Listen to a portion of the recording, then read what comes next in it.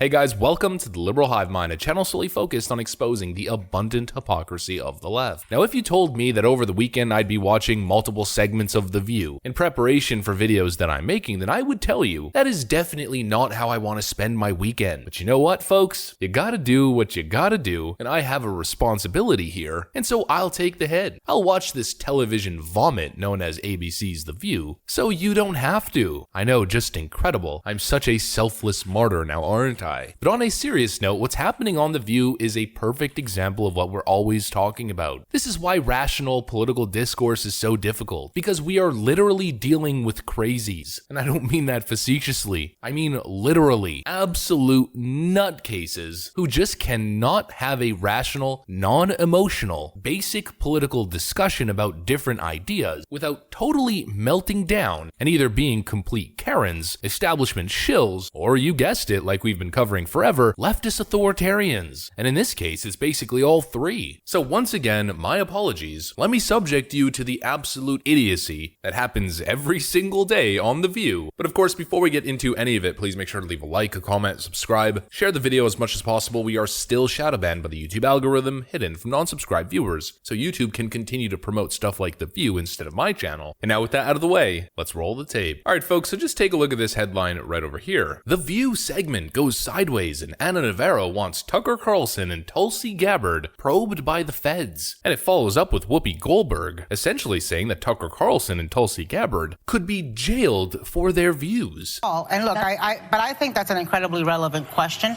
Yeah. And I think DOJ, in the same way that it is setting up a task force to investigate oligarchs, should look into people who are Russian propagandists and shilling for Putin. That's being, if you are a foreign asset to a dictator, it should be investigated. In fact, I remember when Tulsi Gabbard, and I even hate that we're discussing it because I think to myself, who is this woman?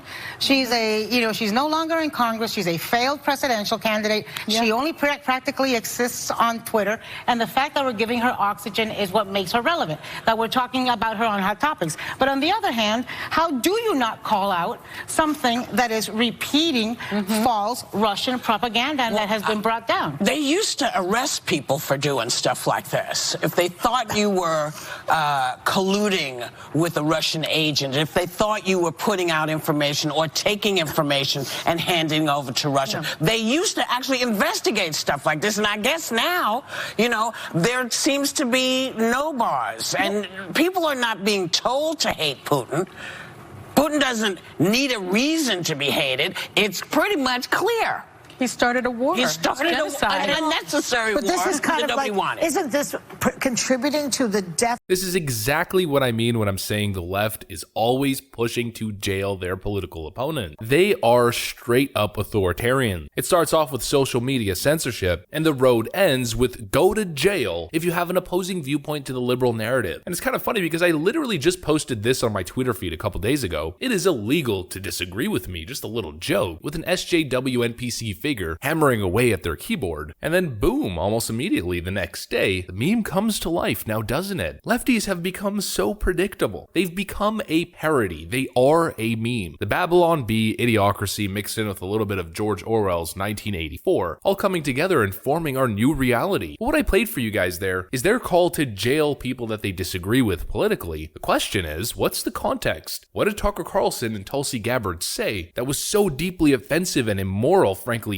illegal and treasonous, that they could be talking about the DOJ prosecuting them as thought criminals? Well, they spoke about this. Fox News' host, Tucker Carlson, is apparently a big hit in Russia right now. The website Mother Jones posted a leaked Kremlin war memo instructing Russian state media to play Tucker Carlson clips as much as possible. And Tulsi Gabbard is being accused of spreading Russian false flag propaganda. Here's what they've both been saying about the war. Take a look. Democrats in Washington have told you have a patriotic duty to hate Vladimir Putin. It's not a suggestion, it's a mandate. Anything less than hatred for Putin is treason. Hating Putin has become the central purpose of America's foreign policy. Secret biolabs? Like the secret biolabs Ukraine definitely doesn't have? Ukraine has those? Yes, it does. There are 25 to 30 U.S.-funded biolabs in Ukraine. According to the U.S. government, These biolabs are conducting research on dangerous pathogens. Now, like COVID, these pathogens know no borders. If they are inadvertently or purposely breached or compromised, they will quickly spread all throughout Europe, the United States, and the rest of the world, causing untold suffering and death.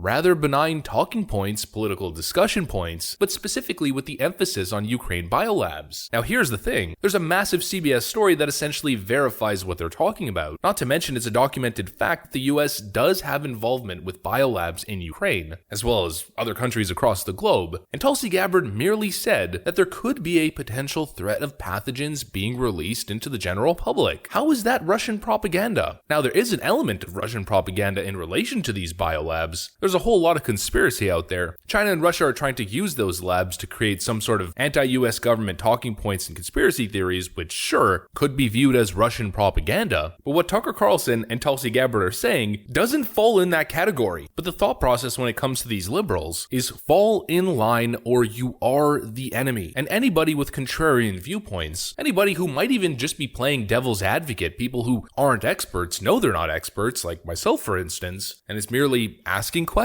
and trying to give legitimacy to both sides and figure out what the historical context is here, figure out what's actually going on, rather than just emotionally jumping into the bandwagon and calling for all-out war. Anybody who questions the liberal mainstream narrative is the enemy, to the extent where Anna Navarro and Whoopi Goldberg are willing to call you a Russian Vladimir Putin shill who should be investigated by the DOJ and potentially put in prison for having a viewpoint. If that's not truly some dystopian nightmare stuff, then I don't know what is. And who would have thought? Evil tyrants and authoritarian fascists across history. Who would have thought it'd go to Genghis Khan, to Benito Mussolini, to the Karens at The View? The new authoritarian is the Karen Democrat. And the absolute hypocrisy here, the same lefties who condemn the Kremlin and Putin and their crackdown on free speech, their crackdown on journalists and people with contrarian views to the government in the mainstream Russian press, are the exact people in the United States of America who seem to be doing the exact same thing. Fall into the emotional trap, shill for the American war machine, or you're a traitor. Question any narrative that the US government puts out there, or that the mainstream Democrat media puts out there, and you are a traitor to your nation. It's absolutely loony. After Tulsi Gabbard made mere mention of biolabs in Ukraine, walking, talking slice of white Utah bread, Mitt Romney comes out with his response. Tulsi Gabbard is parroting false Russian propaganda. Her treasonous lies may very well cost lives. Well, forgive me for being skeptical, Mitt Romney. First of all, I literally don't trust a thing that comes out of your mouth. Secondly, the last time all of you establishment figures were yelling from the mountaintop that a political figure was guilty of treason and was a Russian Kremlin agent, of course Donald Trump, well, it turns out it was a whole load of baloney. Frankly, every time there's some sort of justification for US involvement in foreign countries, the narrative has always been suspect and questionable, to say the least. My apologies for not getting out my pitchfork and torch and going after anyone with a different opinion as a treasonous traitor. It's the same nonsense over and over again. The same us versus them mentality. This emotional, violent reaction. Instead of just being normal, rational adults who can discuss different ideas without losing our minds, without wanting to jail people who are providing different opinions, accusing them of treason, which of course we know the penalty for treason is the death penalty. A bunch of irrational, hyper-emotional children seem to run the world, and it's the little people like us with our heads screwed on straight who are constantly being told that we're the problem. I'm the guy who must be silenced and censored to give the platform to these doorknobs. Essentially, we're screwed, and the film Idiocracy was really not that far off from reality. It's time to go to battle, folks. I got it on good information. Joy Behar and Whoopi Goldberg told me it's a cause worth fighting for. And if you don't want to listen to Joy Behar and Whoopi Goldberg, well then listen to George Soros and Mitt Romney. How about no? That's what I got for you guys though. If you enjoyed this video, please make sure to leave a like, a comment, subscribe, share it as much as possible. We are still shadow banned by the YouTube algorithm, hidden from non-subscribed viewers. I'm gonna get back to work though. Thanks for watching, and I'll see you on the next one.